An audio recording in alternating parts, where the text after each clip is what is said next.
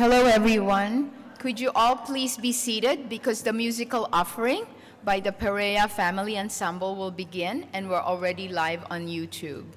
Thank you. Before, ready? We have the intro. We have the intro. 2, 3, 4.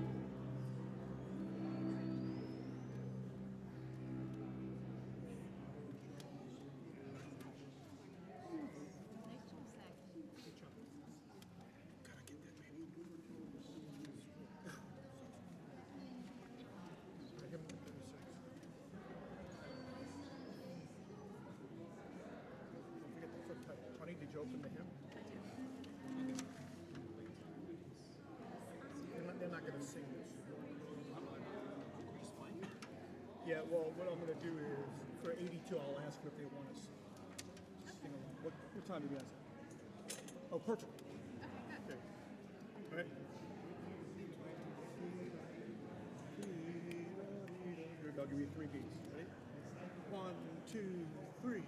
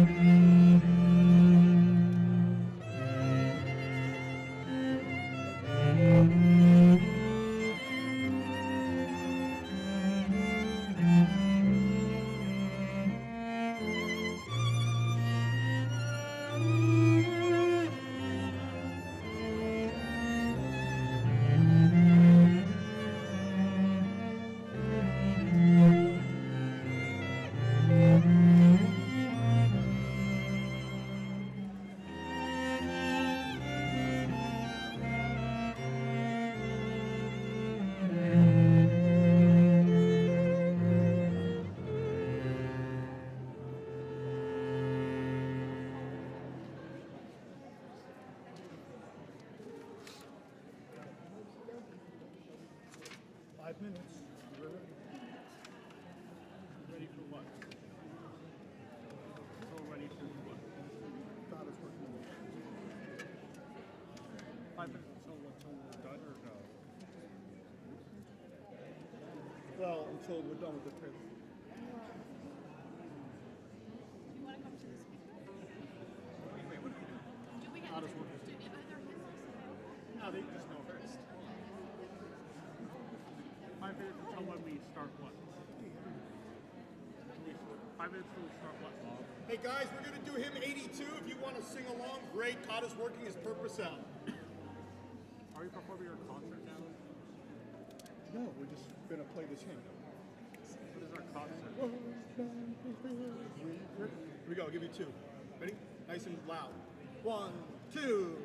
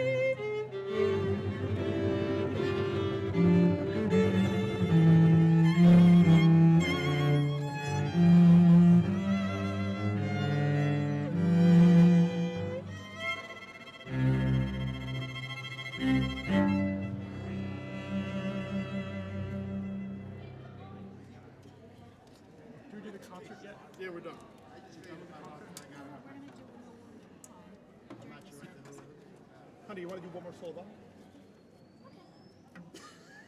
Take- Which one? No Woman, No Cry. That's during the service.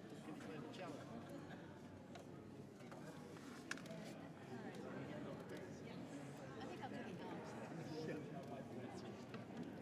Zach, let's walk out. We're going to just walk over here. Should I just play? Play.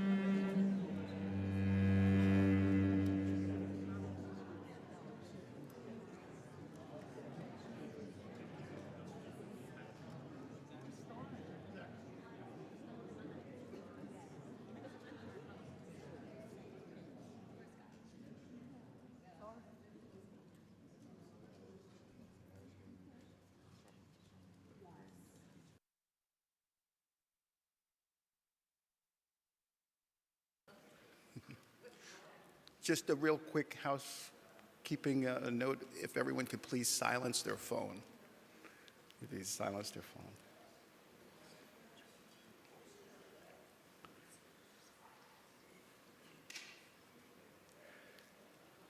Good afternoon, everyone. My name's Thorne Washington.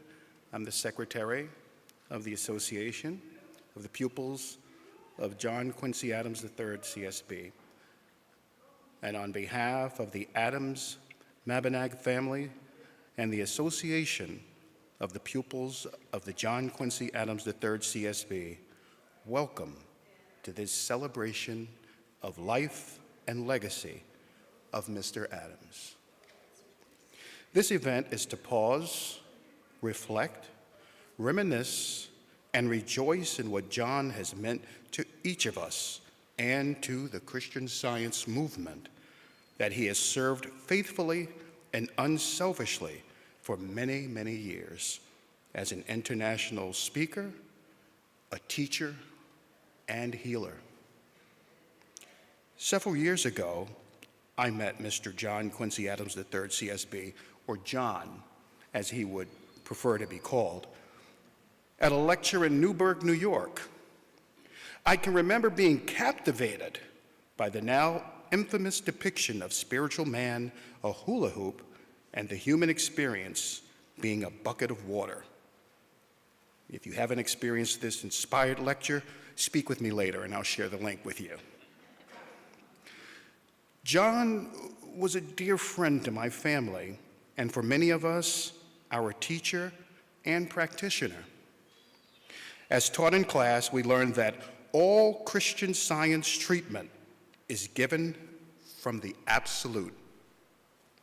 It is mind realizing its own perfection and expressing it through its idea, spiritual man. We must ask ourselves, what do we know as the absolute right now? How wonderful it was at our past association meeting only a few months ago to see our teacher take a stand against aggressive mental suggestion and move forward with an in-person gathering that was warmly welcomed and some would say long overdue. Over the years, our teacher encouraged us to be strong by instilling wisdom and guiding us to the truth. As we celebrate the life and legacy of our dear teacher, he would be the first one to remind us that John Adams has graduated from the mortal existence and is spiritually alive, well, and joyously laughing. Thank you, John. We praise you and celebrate you today. And now we will hear readings from Christian Science practitioner Becky Shelby.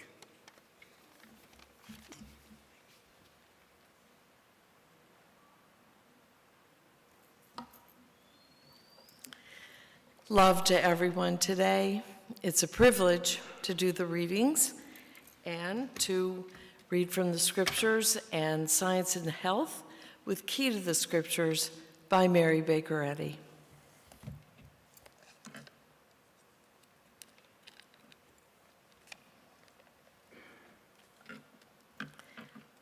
Isaiah. Fear thou not, for I am with thee.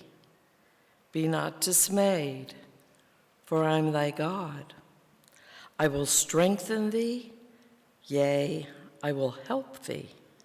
Yea, I will uphold thee with thy right hand of my righteousness.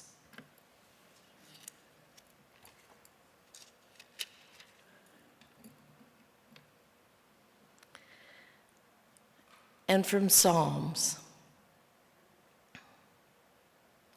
Weeping may endure for a night, but joy cometh in the morning.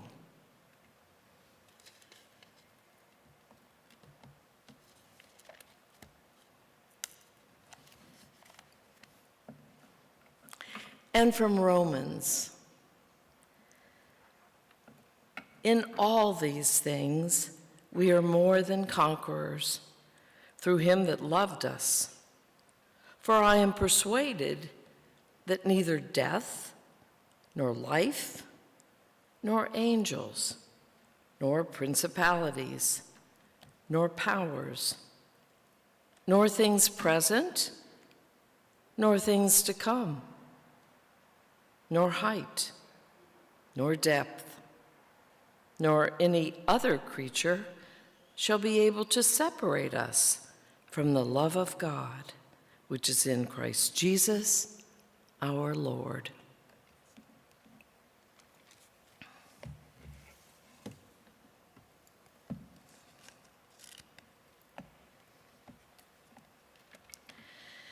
Spiritually, to understand that there is but one Creator, God, unfolds all creation, confirms the Scriptures, brings the sweet assurance of no parting, no pain, and of man deathless and perfect and eternal.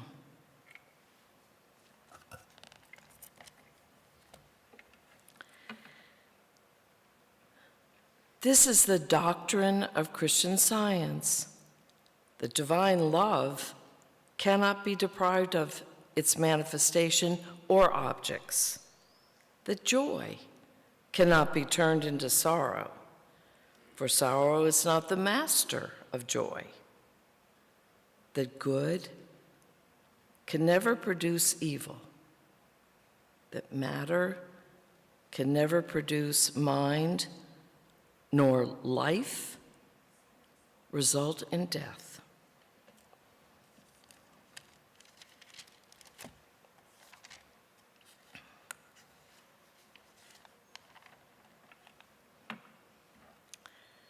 God is love. I'm going to start over. God is love. More than this we cannot ask. Higher we cannot look. Farther we cannot go. Amen.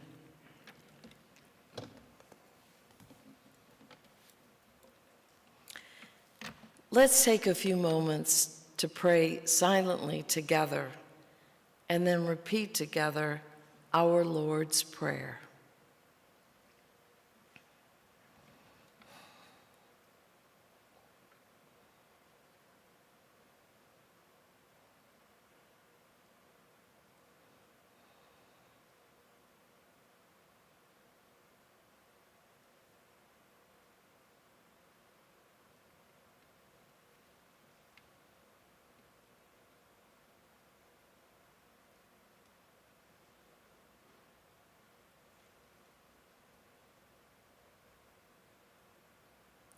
Our Father, which art in heaven, hallowed be thy name. Thy kingdom come. Thy will be done on earth as it is in heaven. Give us this day our daily bread, and forgive us our debts as we forgive our debtors. And lead us not into temptation, but deliver us from evil. For thine is the kingdom and the power and the glory forever.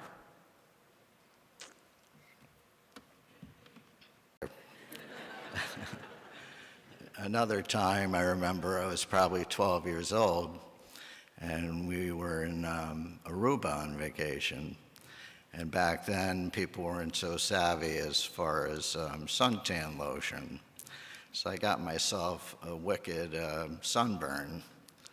And it was New Year's Eve, and they had quite a fireworks show going on. And I felt terrible. I was in bed. My father wouldn't hear about it. So he took one of the hotel bed sheets, he threw it in a tub of cold water. He wrapped me in the cold water. He carried me out to the porch, and I got to see one of the most amazing fireworks display I'd ever seen.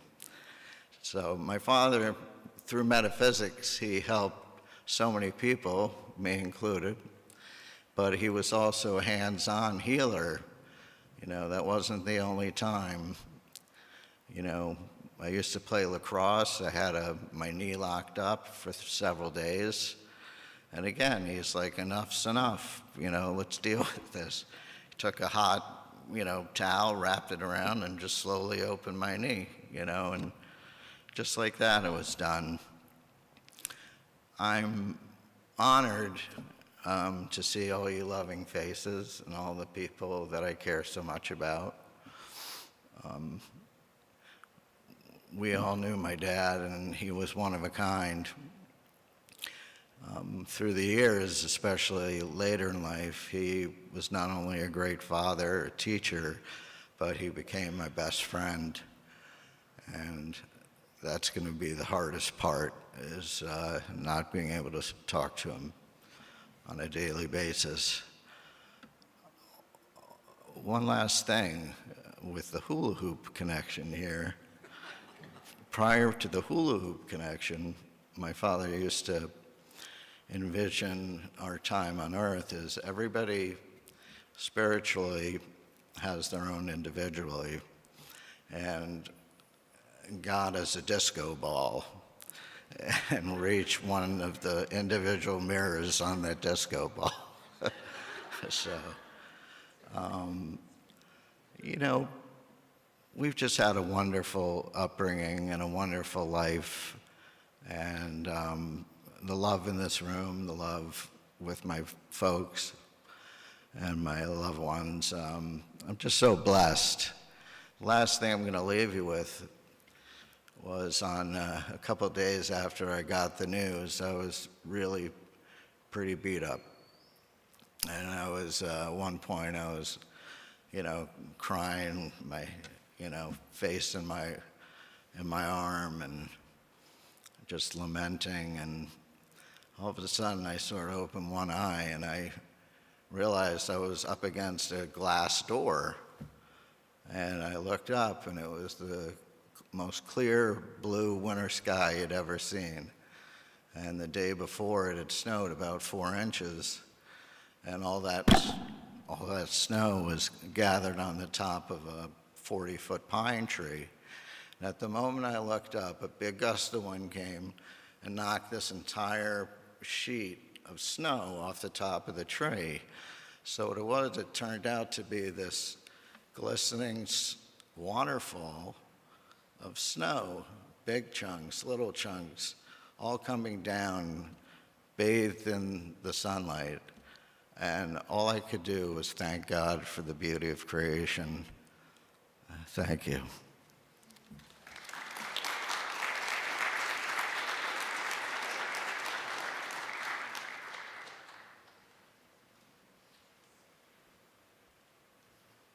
Thanks, Johnny. That was wonderful. Thank you all for coming.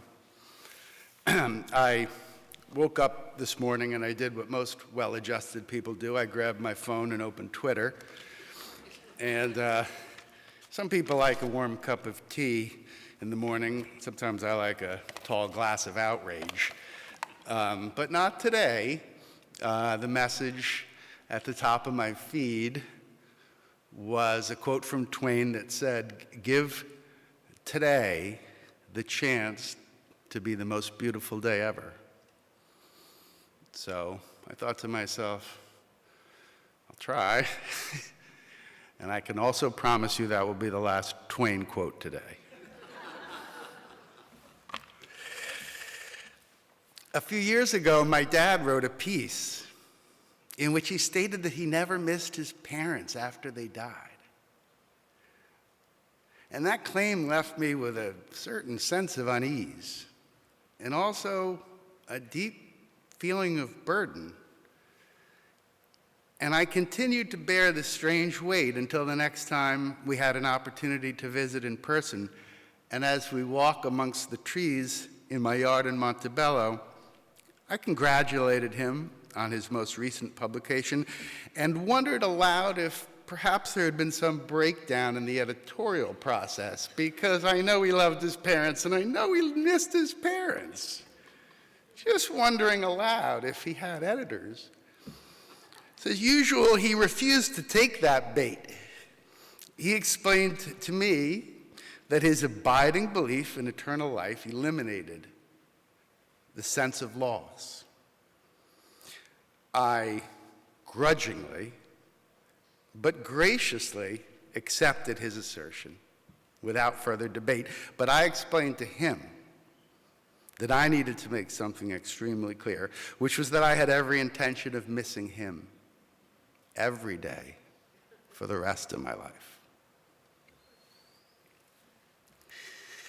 He grudgingly, but graciously accepted my assertion without further debate, and we returned to our walk, and I was now unburdened. And I have remained that way because I told him the truth on that walk. This has been my first experience with deep loss and grief. When I learned of my dad's passing, I felt sad in ways that words can't describe. The world seemed like an emptier place without him in it.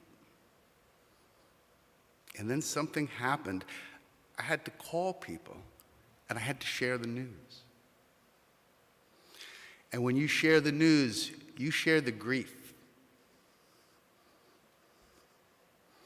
And when I shared my grief with my family and my friends, what came back to me were expressions of love that were deeper and more heartfelt than anything that had transpired in any of those relationships. I am now closer to every single person in my life since my dad died. And that came through sharing my grief with the people around me. Sharing our grief brings us closer.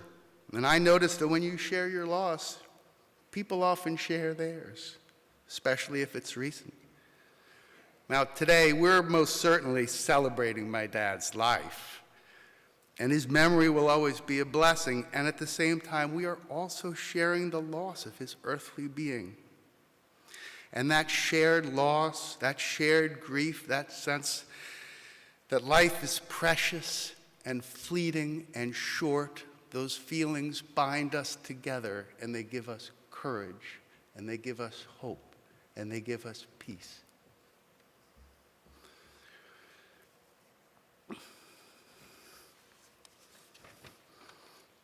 I'm going to conclude with something that I wrote a few years ago.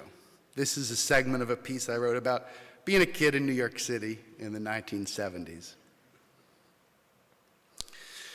My dad owned a flower shop at the northeast corner of 37th Street and 3rd Avenue. That stretch of 37th is one of the streets where traffic exits from the Midtown Tunnel. So there was always a steady stream of cars which stopped at the traffic light like clockwork. Due to a confluence of factors, the street was the perfect place for squeegee kids to ply their trade. Now, even if you live in New York City today, you won't see squeegee kids. These boys were kids from Harlem who came downtown with a bucket, some soap, and a squeegee. They filled their buckets with water, set them down on the sidewalks along 37th Street. When the light would turn red, all the cars would stop, and each kid would take a wet, soapy squeegee, start cleaning the windshield of a car stopped at the light. In law, we call this officious intermeddling, when you do work for somebody that they didn't ask for. The kids didn't ask the drivers for permission to clean the windshield. They just approached the car and started cleaning it. And by the time the driver had any idea what was going on, it was too late, because the kid was halfway done, which means the entire windshield was soaped up and you couldn't see through. The driver complained, the kid would say, "Do you want me to finish or not?" And they always said, "Yeah, I can't see." So after the windshield was squeaky clean, the kid would stand by the driver's side window hoping for a tip. If the driver didn't tip, they had gotten a free window washing. If a tip did come, the coins were promptly dropped into a bucket of soapy water for safekeeping, while the rare dollar was pocketed. Sometimes the tip came, and often it did not, but never did I see a kid offer an unkind word or gesture to any driver. I did see plenty of drivers get angry at the kids, but the kids would just laugh it off. See, the squeegee kids had no time for drama. They were working. And I guess my dad realized this because he let the kids mingle among the plants and flowers that he would leave along 37th Street. He let them use his hose freely so that they could periodically refill the buckets with clean water. Dad might not have loved those kids working the corner, but he never gave a single indication of that. He treated those kids for what they were, young men working hard to earn money, not so different from the suburban kids who delivered newspapers to our new home in Westchester. I loved spending time at the store with my dad. Often we went on a Sunday after he took us to church. Well, on one particular evening, Dad and I were headed home from the store just as two of the squeegee kids were done for the day. Dad asked them where they lived. They volunteered the information easily, and he offered them a ride home. So me and my dad and the two squeegee kids, we hopped into his brand new Cadillac, and we headed uptown on 3rd Avenue. It was a brief ride, but it was long enough for my dad to ask them some questions. I don't remember all of them precisely, but I know he asked them how much money they had earned that day, and I recall being surprised at how much it was. To my greater surprise, I learned that one of the boys was turning over his earnings to his family to help them with basic living expenses. That was not like any kid with a paper route that I knew. So that's most of what I remember, but I took away so much more than these simple facts convey. I took away appreciation for my dad's ability to see beyond race and class, to see the goodness in these young men, but not only their goodness. My father could see their innocence. I saw how easily Dad could break through boundaries that most people view as impenetrable, not by acting cool or hip, but simply through the genuine care he felt for them. I also took away a deep appreciation for what a good man my father was and how much I wanted to be like him. I love you, Dad. Thank you.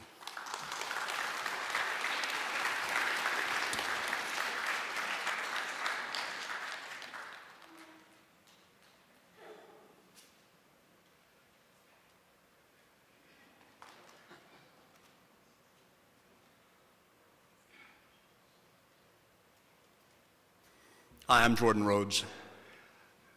Ben, you know I love you, but you lied to me. You told me you would be an easy act to follow. Everybody in the room knows about John's wonderful work as a practitioner, a teacher, a published writer, a well-respected speaker. But I'm going to predate all of that. John is my friend for over 60 years. And I'm going to tell you a couple of memories that I hope will bring a little joy to you. Maybe it'll give you a little different insight than the wonderful things his sons have said up here. Ben will remember one of these stories, as I'm sure the kids got tired of hearing this stuff. I met John in 1960 when I was a young actor out of New York. I was hired for a season of summer stock at Playhouse on the Green in Worthington, Ohio. John was a young actor out of Columbus, Ohio. How many in here knew John was an actor? Okay, a few people. Well, we met at Playhouse on the Green, and of course, I had about 4 years already under my belt as an actor, and John was going to learn to ply the trade. And he was in a play that I was in called Make a Million. And for some reason, I don't know if it was our age, but we just really hit it off. We rehearsed 6 days and then performed 6 days, as you do in summer stock.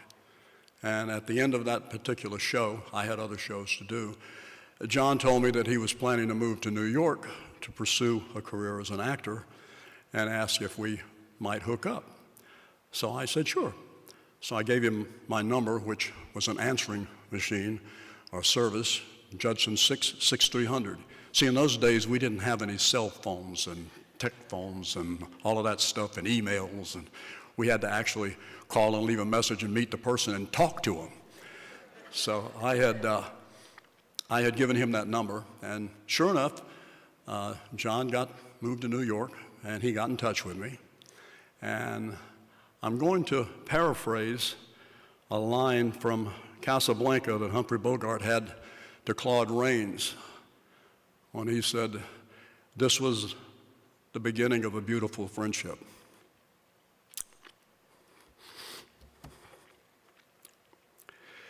So in New York, we started basically doing all the things that young actors do when they're unemployment, a lot of various jobs, survival jobs and all of that. And I helped John, by telling him places he could go and get his picture and resume done and all that kind of stuff. And we just had this, I don't know, it was just out of the blue, this great relationship. He had an apartment down in the Village, I believe it was on Christopher Street, and I had a one-room uptown on West 71st. And one day, I got this deal about a new director at MGM Studios, a new talent director, and they were starting up a program for new contract actors. And so one evening, I was talking to John about that, and I'd contacted the guy, and they said, great, they'd be happy to see me if I was in California. So I said to John, I said, yeah, I've got to go out there to California. I said, I can't do that. And John said, let's go to California. Let's go to Hollywood. And I said, how are we going to do that? He said, there's this agency that we can get, and we can get a car, and we can drive it across country. They'll give us a little bit of gas money, and they won't pay us, but we'll have the car to transport across California, across the country to California. And he said, they'll give us 6 days to get the car there. He said, we can drive across in 3 days, then we'll have 3 days for the car in California, and then we can pick up another car, and we'll have 2 days with that car before we drive it back in 4 days. So we'll be in California, you and me, for 5 days with a car. So, and you can go on your audition. So I said, okay, well, let's do it. It's kind of hard to say no to John. John had this incredibly ingratiating, it was just, his sons have told you, he was just wonderful, wonderful guy. So we get the car, and everything's fine. So we decided, well, we needed to have some money when we got out there. So let's get a little money together, and we would be smart. And we were going to leave it with a friend of ours who was not an actor named Gary. I'm not going to mention his last name. But we were going to leave $100 with him, which he was going to wire to us once we were in California. So we'd have some money in California. So we took off, and we made the trip to California, and Benjamin will be real familiar with this. We drove across country in 2 days and 10 hours. 58 hours. Speed limit nationally was 55 miles an hour in those days. It's about 1961. So we got there, we got in California in the 58 hours, and got right at Hollywood and Vine, drove down the street, found a parking place right around the corner from the Hollywood Roosevelt Hotel. So we parked there, and then we thought, we got here so quick, our money's not coming till tomorrow. Gary's going to send us our $100 tomorrow. We had about $6 between us, a little money to put in the meter, so we didn't know what we were going to do. And we were right there by the Hollywood Roosevelt Hotel, which was right across the street from Grauman's Chinese Theater. And I had worked in a hotel in New York, a Hotel Taft. I'd been a room clerk, and I knew that you could check into an upscale hotel in those days without a credit card if you just gave them identification and you paid when you checked out. So I said to John, let's check in, and then when the money comes tomorrow, we can pay them, we'll check out. So John said, okay. So we got our bags out of the car, kept our car parked right there around the corner from the Hollywood Roosevelt, went in, checked in, and John was always great in those things. He would always say to me when we were going to do something, okay, Jordy, he was the first one ever hung that title on me. It's okay, Jordy. He said, you're the salesman, you do the talking here. So I went in to the hotel guy and told him that we were two young men from Rhodes Refrigeration in Miami, Florida, but based out of New York, and we wanted to check in, and they checked us in. We got a nice room, got a well-needed shower, both of us, and we were hungry, so I said to John, let's order up room service. So we ordered up room service and had us a nice meal, went to bed, got a nice, relaxing night, got up the next day and had showers again. And John said, what are we going to do today? He said, let's go to the beach. And he said, because the money won't be here till 1 or 2 o'clock. So I said, okay. So we got up, we went down to the restaurant, had breakfast, which I signed for again, for the charge it to the room, you know. So we took off, we went to the beach, had a great day on the beach, just terrific. Came back, parked the car on that side street again, put some money in the meter, went into the hotel, only this time there was a day manager in the hotel who was a little more serious about his job than the night manager, and he had done some checking to find out where Rhodes Refrigeration was in Miami, Florida. It wasn't there. And in the meantime, we had called up from the hotel room the night before to Western Union telling them that we would get our wire over there at the Hollywood Roosevelt Hotel. And the manager, when he found out there was no road refrigeration in Florida, decided he would look at this thing from Western Union we had. And here's what it said. Sorry, spent the money, Gary. So there we were, and they would not let us go into the room. They said, you've got to pay your bill or you can't go into the room. So we only had the clothes we had on and our bathing suits underneath them coming back from the beach. So we couldn't get into the hotel. We walked outside, and John and I were standing there. So then, what does a young man do? This is for all the guys in here. When he's in trouble, what does he do? He calls his mom. So I told John, I said, let me call my mom. She's in Hawaii with her husband who's in the Air Force. I called up my mom. I told her we desperately needed $100. I would pay you back. Can you get us any money? And my mom said, I'll wire it out to you to Western Union tomorrow. Now this time I knew we'd get the money. It was not like Gary telling us we were going to. I knew we'd get the money. So now we were there on the side, right next to the hotel with the car, starved, no money.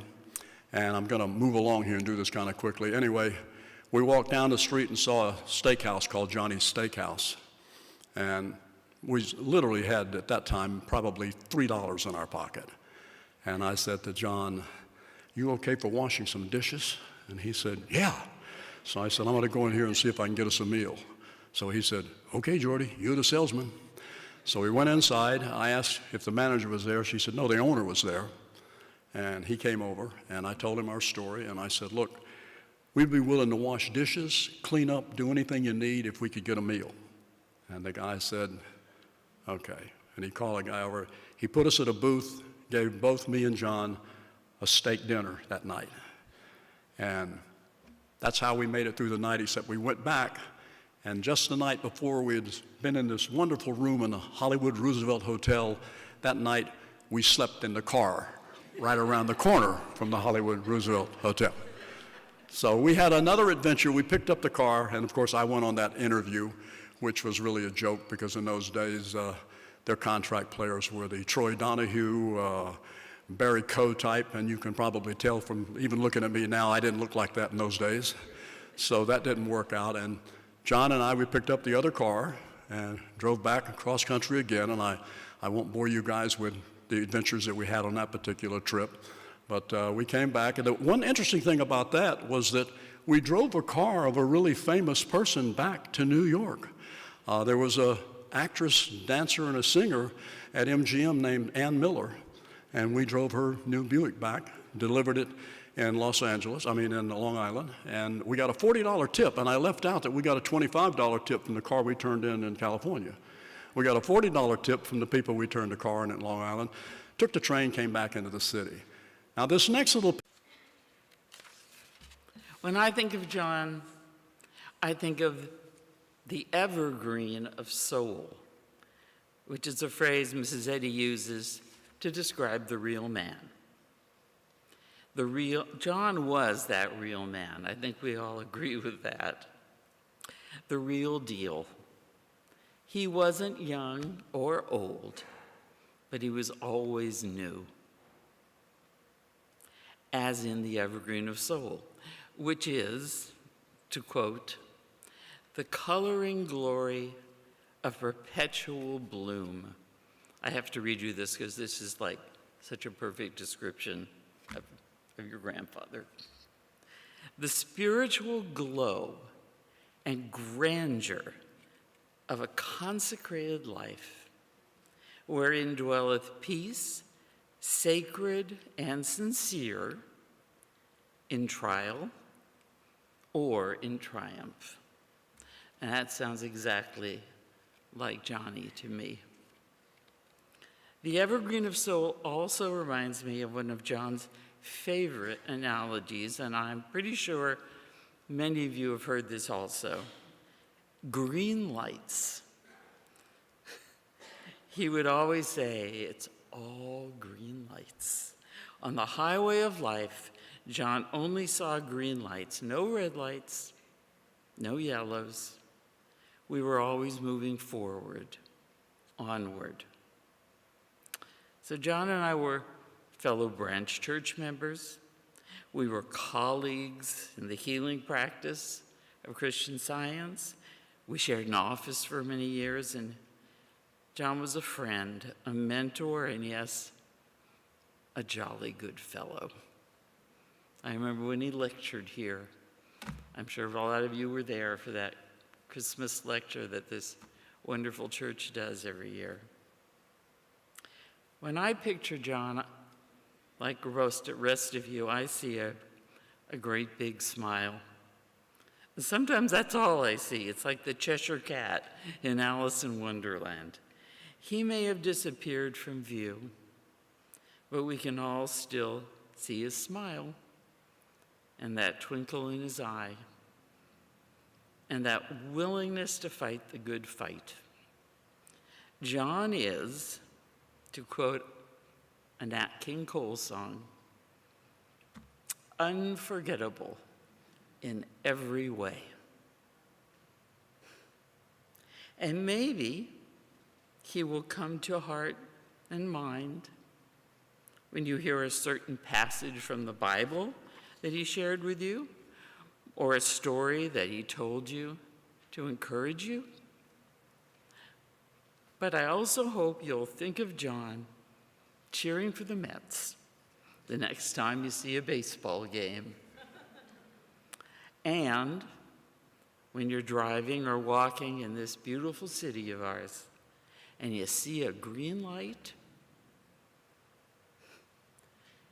think of our good friend John moving forward and onward. Shed a tear, that's okay. But then, because he'd want you to, be like John and smile. Thank you.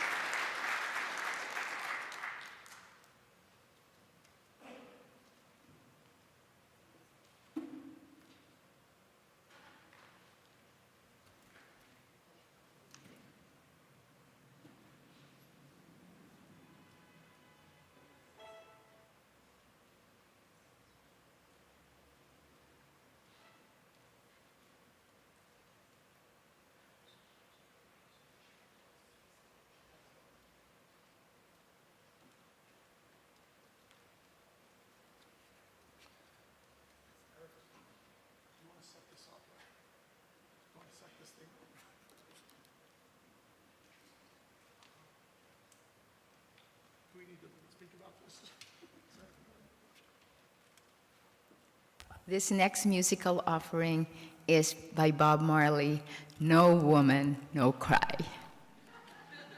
We have no idea why we're doing it. Now it passed us.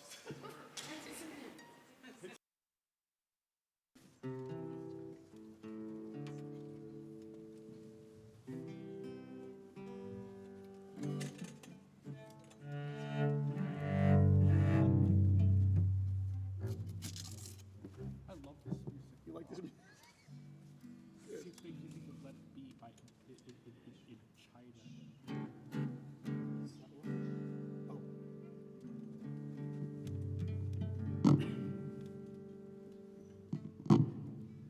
Yeah, whatever.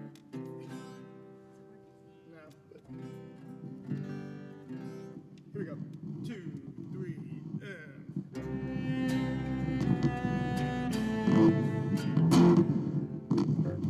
Well, stop. Stop a second. Let's get this working correctly. Check the chord,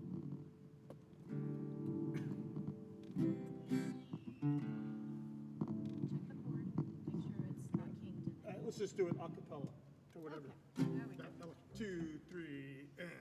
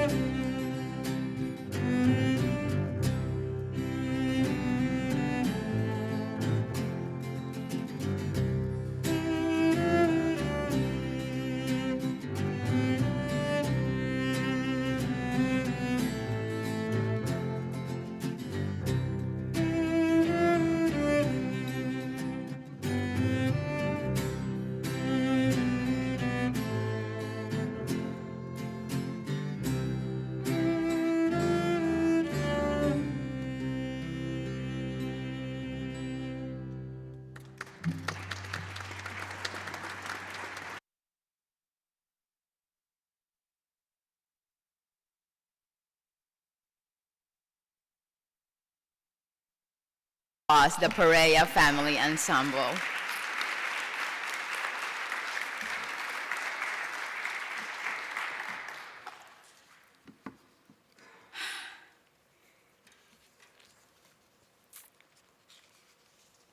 No woman, no cry, but Medora said, shed a little tear.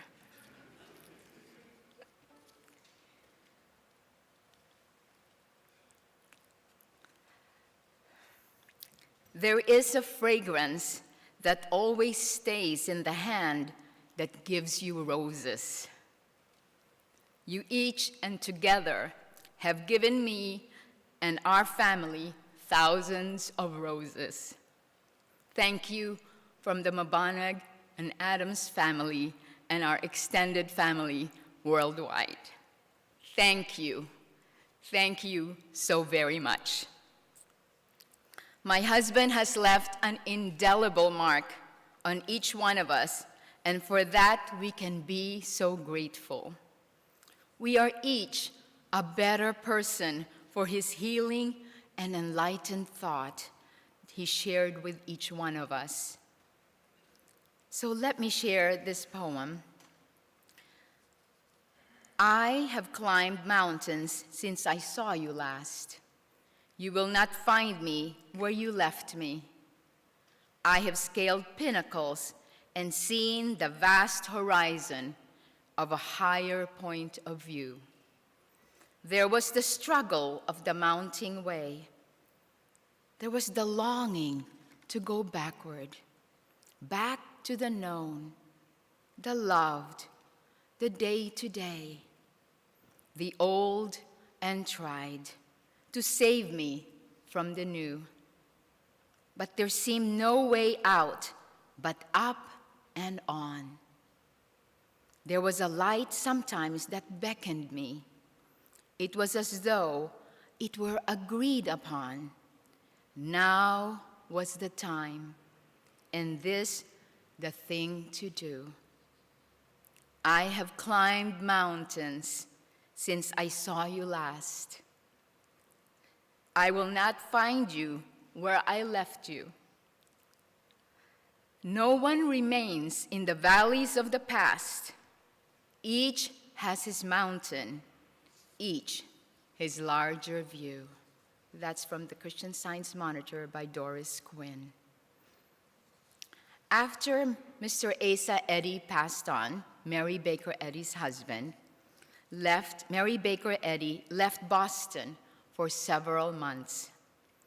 And she wrote in a letter to a friend, and I quote, I never shall master this point of missing him all the time. I do believe, but I can try, and am trying as I must, to sever all the cords that bind me to person or things material. End of quote. I believe, just like me, you too will miss our dearest JQA, as I call him, or John, your father, cousin, uncle, grandpa, teacher, practitioner, and your dear friend. But we have a spiritual bond that shall not be broken. So in closing, I would like to share something else that we read at our wedding with a minor change. It's from E.E. Cummings, very familiar to all of you. I carry your heart with me. I carry it in my heart. I fear no fate. It's you are whatever a moon has always meant, and whatever a sun will always sing is you. Here is the deepest secret nobody knows. Here is the root of the root, and the bud of the bud, and the sky of a tree called life, which grows higher than soul can hope or mind can hide. And this is the wonder that's keeping the stars apart. We carry your heart.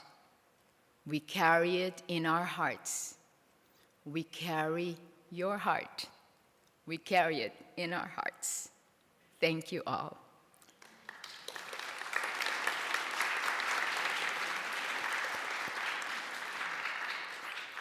And now for our closing, this is one of my husband's favorite pieces. I'm sure he may have sent it to some of you or many of you. It is called Jerusalema, and it went viral. And please feel free to get up and dance, and we will open the curtains for our reception. So, go ahead.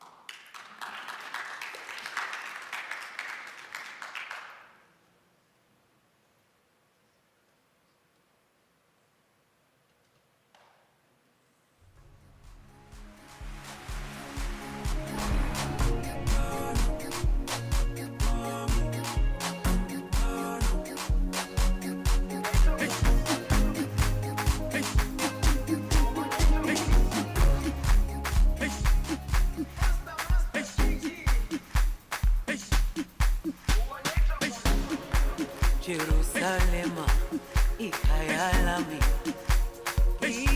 ilondoloze, uhambe nami, zungangishilana. Jerusalema, ikhaya lami, ilondoloze, uhambe nami, zungangishilana. Dawo yami ayikholana, buso wami awukholana. Ilondoloze, zuhambe nami. Dawo yami ayikholana, buso wami awukholana. Ilondoloze,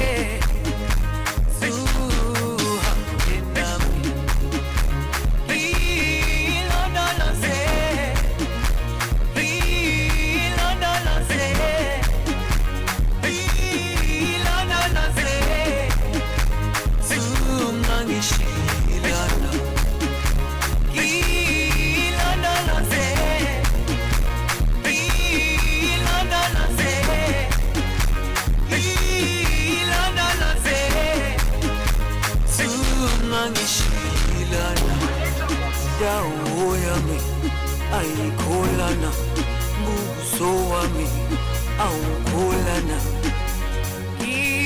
Ilondoloze, zuhambe nami. Dawo yami ayikholana, buso wami awukholana. Ilondoloze, zuhambe nami.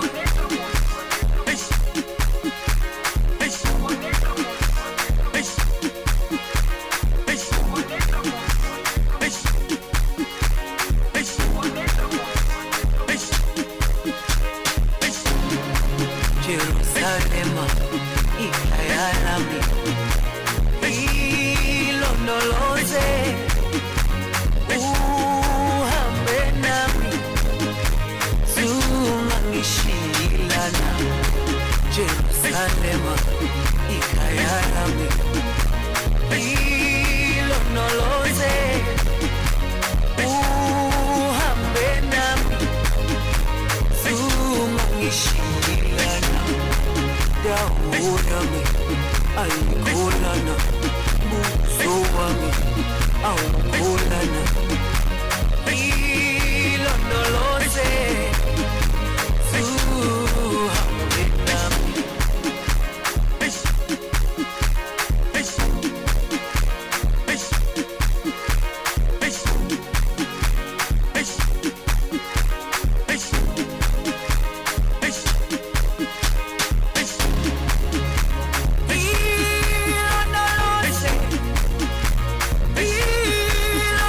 Ilondoloze,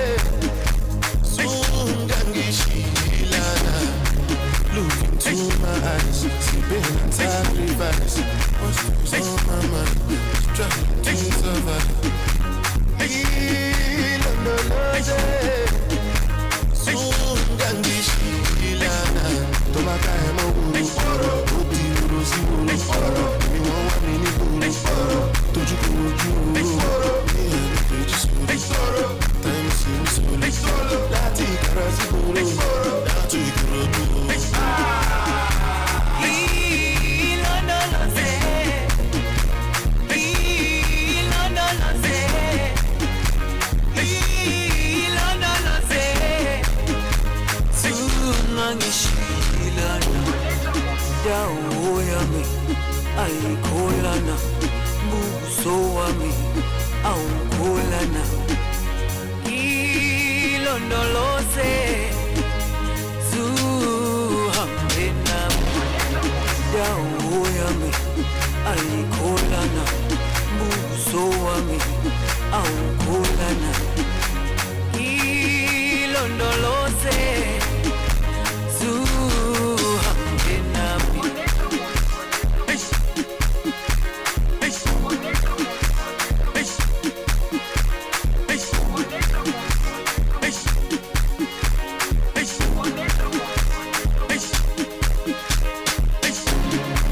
Jerusalema, ikayalami, ilondoloze, uhambe nami, zungangishilana. Oh, wabona, I'm not perfect, I came from needless times, I said juvenile. Ilondoloze, zungangishilana. Tomaka emo buru buru, oti uru si buru buru. Mi wọ́n wá mi ní buru buru, tójú kò ojú buru. Ìyá ní kejì sórí, táyé sí ní sórí. Láti ìkàrà sí buru, láti ìkòròdú.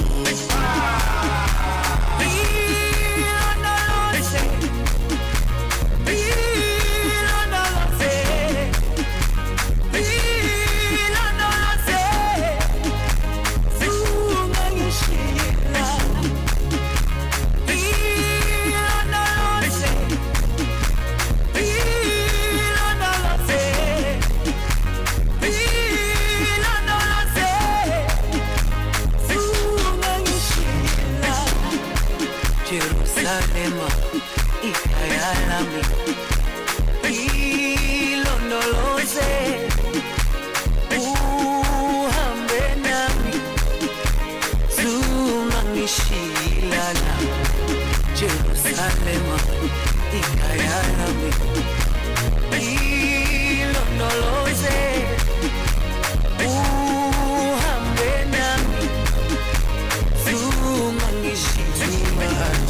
Been on sacrifice, what's on my mind? Trying to survive. Ilondoloze, zungangishilana. Tomaka emo buru buru, oti uru si buru buru. Mi wọ́n wá mi ní buru buru, tójú kò ojú buru. Ìyá ní kejì sórí, táyé sí ní sórí. Láti ìkàrà sí buru, láti ìkòròdú.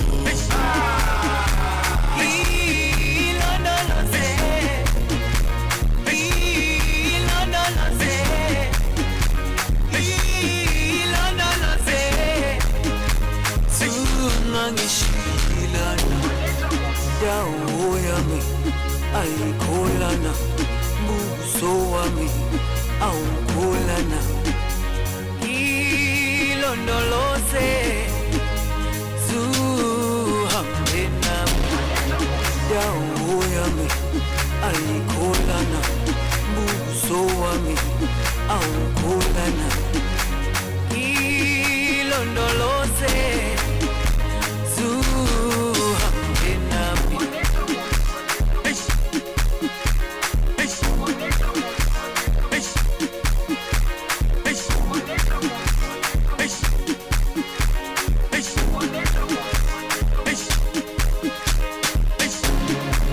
Jerusalema, ikayalami,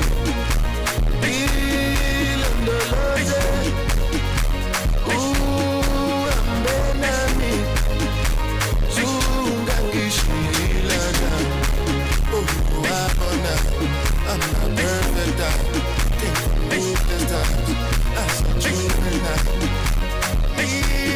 Ilondoloze, zungangishilana. Tomaka emo buru buru, oti uru si buru buru. Mi wọ́n wá mi ní buru buru, tójú kò ojú buru. Ìyá ní kejì sórí, táyé sí ní sórí. Láti ìkàrà sí buru, láti ìkòròdú. Ilondoloze,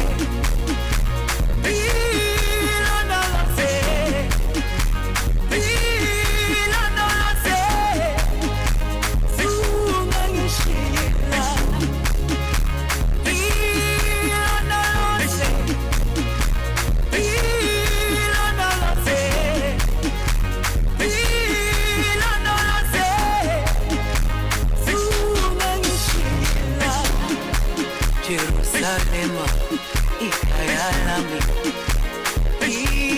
ilondoloze uhambe nami zungangishilana Jerusalema ikhaya lami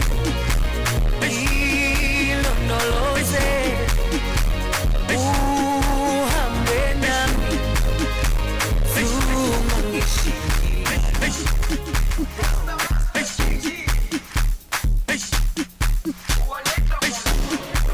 Jerusalema ikhaya lami ilondoloze uhambe nami zungangishilana Jerusalema ikhaya lami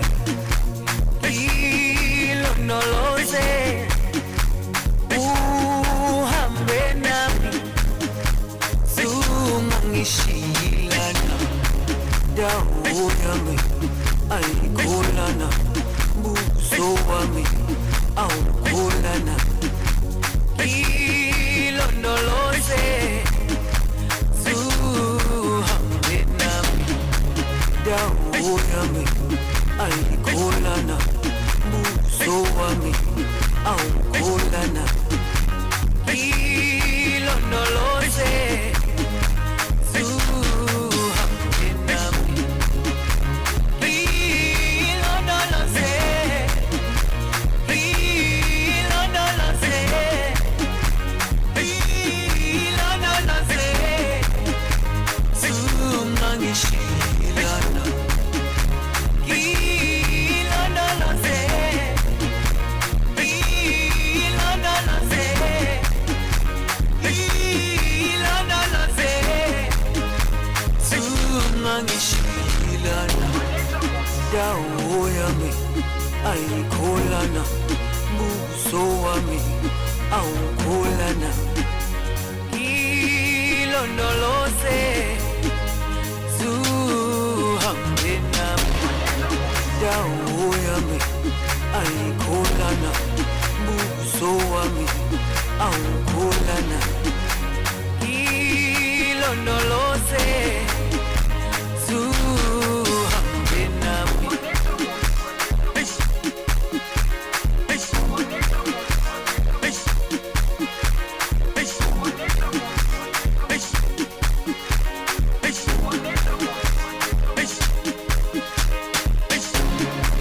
Jerusalema ikhaya lami ilondoloze uhambe nami zungangishilana Jerusalema ikhaya lami ilondoloze uhambe nami zungangishilana dawo yami ayikholana buso wami awukholana ilondoloze zuhambe nami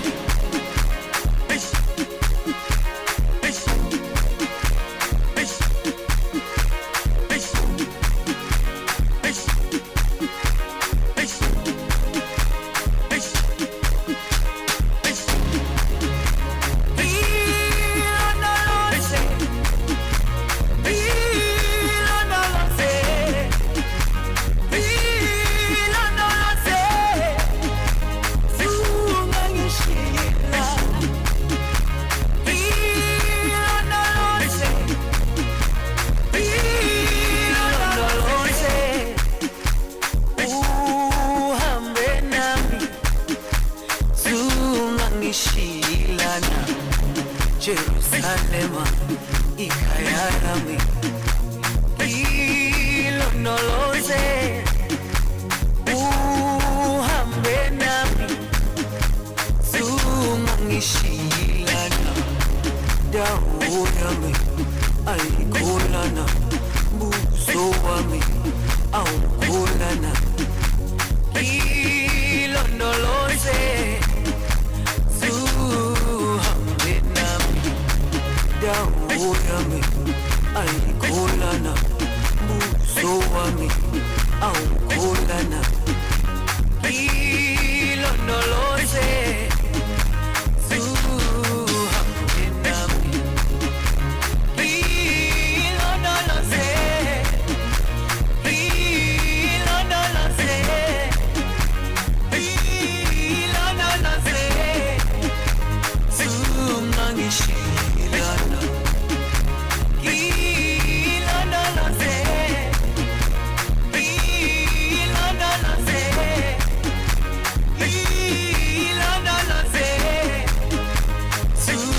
Sungangishilana dawo yami ayikholana buso wami awukholana ilondoloze zuhambe nami dawo yami ayikholana buso wami awukholana ilondoloze zuhambe nami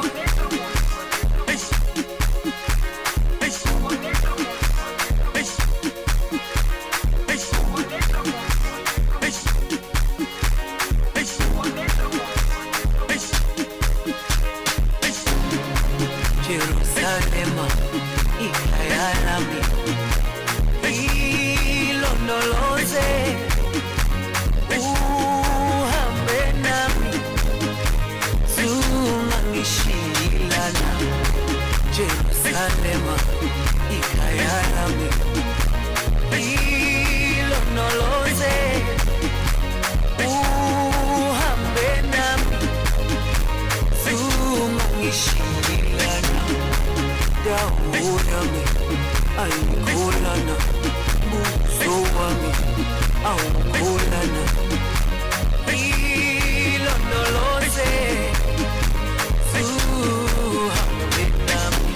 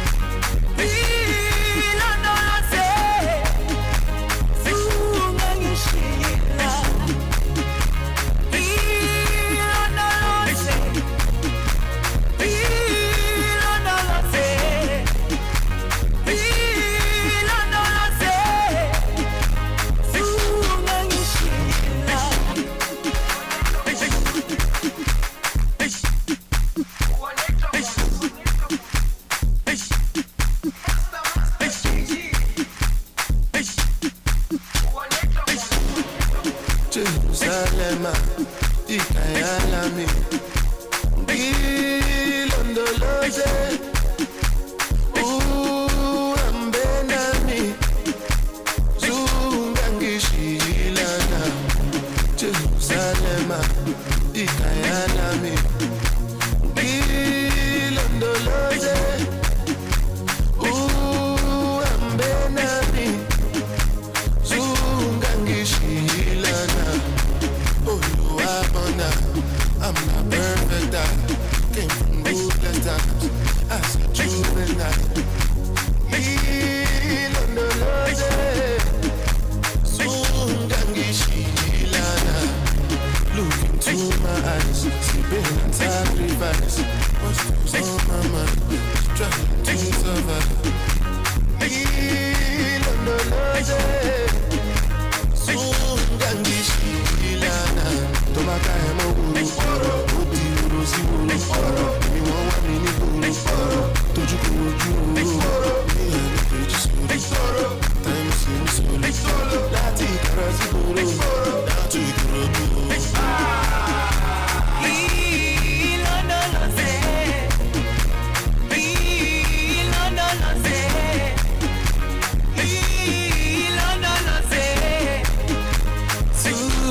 zungangishilana dawo yami ayikholana buso wami awukholana ilondoloze zuhambe nami dawo yami ayikholana buso wami awukholana ilondoloze zuhambe nami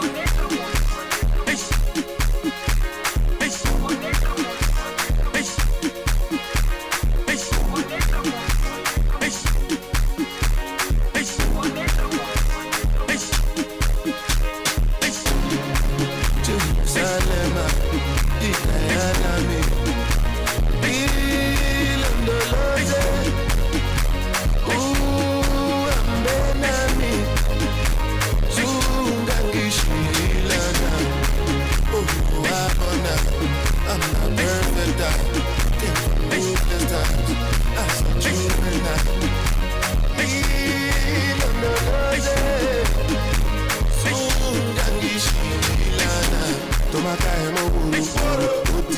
síbòrò ọ̀rọ̀ ni wọ́n wá mi nígboro ọ̀rọ̀ tójú kò ojú owó bí ẹni kejì sórí tẹ́yìn sí mi sórí láti ìkọ̀rọ̀ síbòrò láti ìkòròdú owó.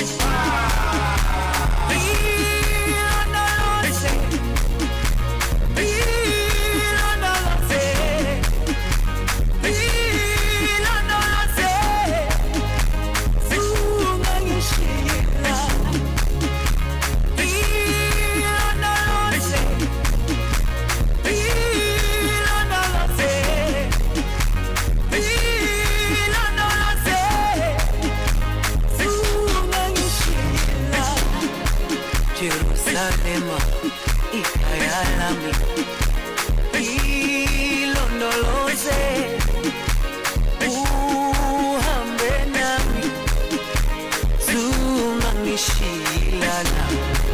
Jerusalema, ikhaya lami, ilondoloze, uhambe nami, ungangishilana. Tobacco and Moguru, Oti Rosiburu, ni wọ́n wá mi nígboro ọ̀rọ̀ tójú kò ojú owó bí ẹni kejì sórí tẹ́yìn sí mi sórí láti ìkọ̀rọ̀ síbòrò láti ìkòròdú owó.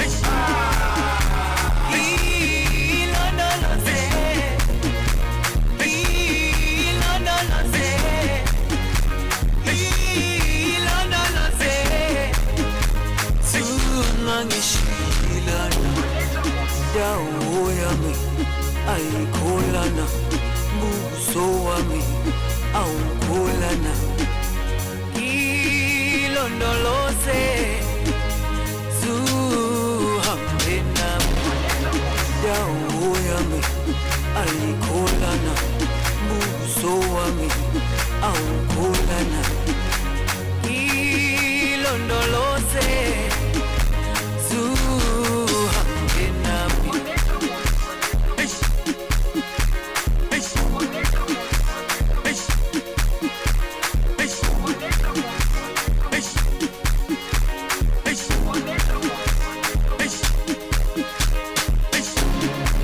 Jerusalema, ikhaya lami,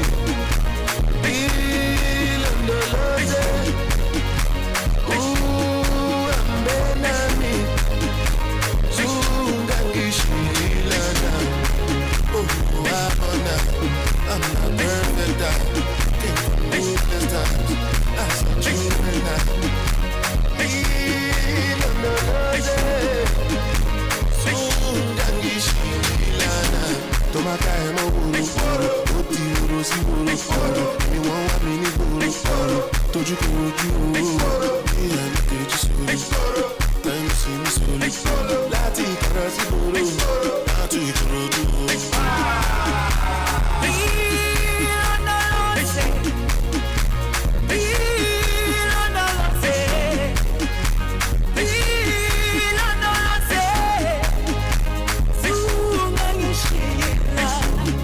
Tobacco and Moguru, Oti Rosiburu, ni wọ́n wá mi nígboro ọ̀rọ̀ tójú kò ojú owó bí ẹni kejì sórí tẹ́yìn sí mi sórí láti ìkọ̀rọ̀ síbòrò láti ìkòròdú owó.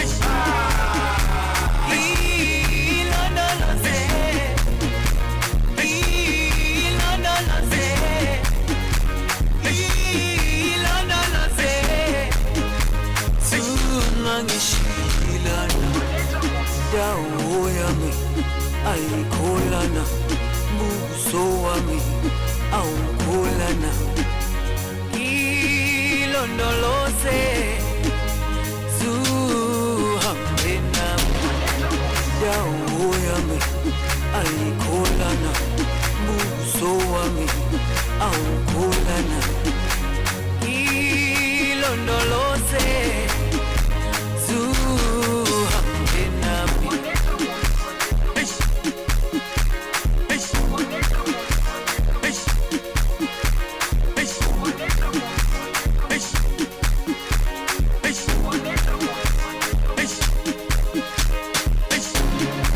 Jerusalema, ikhaya lami, ilondoloze.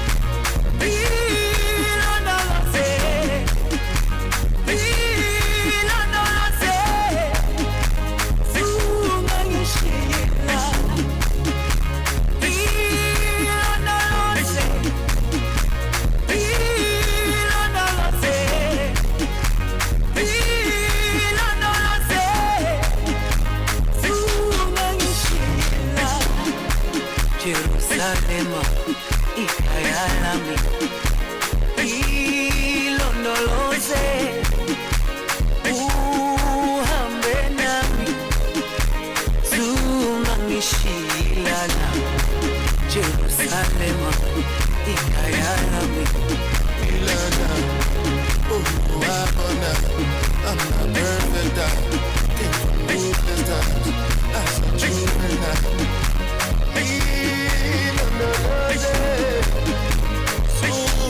Ilana, Tomaka emo buru buru, oti uru si buru buru, mi won wa mi ni buru buru, toju ko oju mi and keji suru, time si mi solu, láti ìkàrà sí buru, láti ìkòròdú.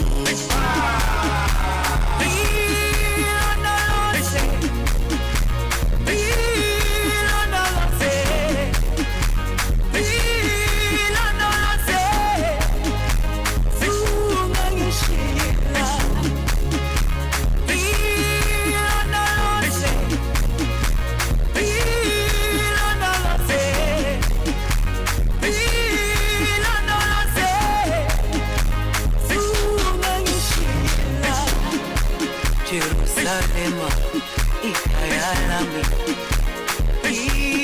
Ilondoloze uhambe nami, zungangishilana. Jerusalema ikhaya lami. Ilondoloze uhambe nami, zungangishilana. Dawo yami ayikholana.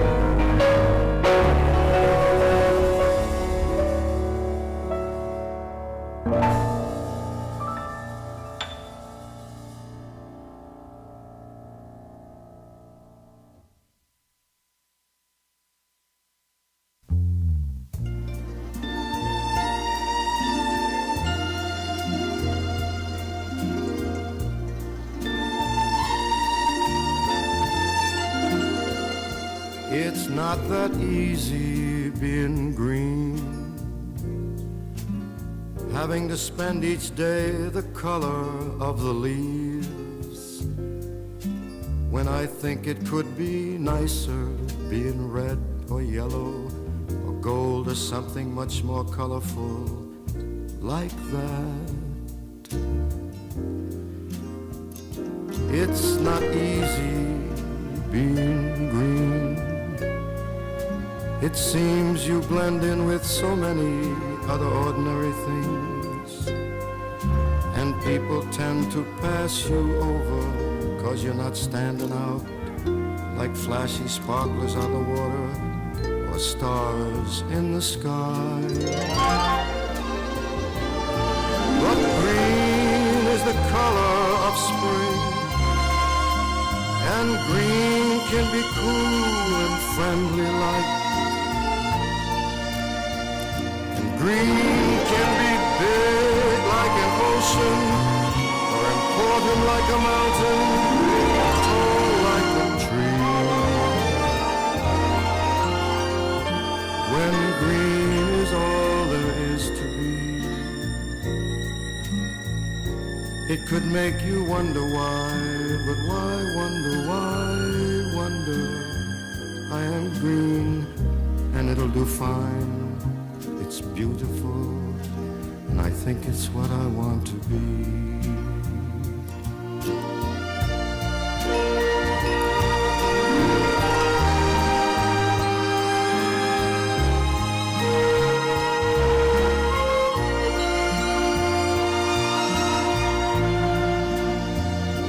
And green can be big like an ocean, or important like a mountain, or tall like a tree. When green is all there is to be, It could make you wonder why, but why wonder, why wonder? I am green and it'll do fine. It's beautiful and I think it's what I want to be.